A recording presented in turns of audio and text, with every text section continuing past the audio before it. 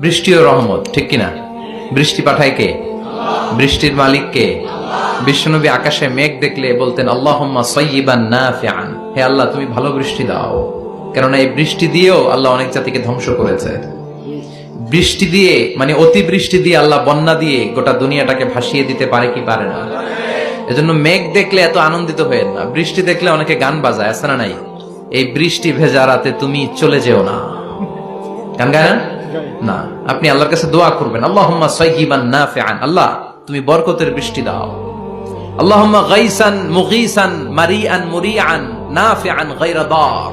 বিষ্ণু পড়তেন আল্লাহ এই বৃষ্টিটা যেন উপকারী হয়, এই বৃষ্টি থেকে যেন ঘাস লতা পাতা কিছু পায়, এই বৃষ্টিটা যেন আমাদের জন্য বরকতময় হয়, যেন কল্যাণময় হয়, কোনো ক্ষতির কারণ যেন না হয়, তুমি কবুল করো।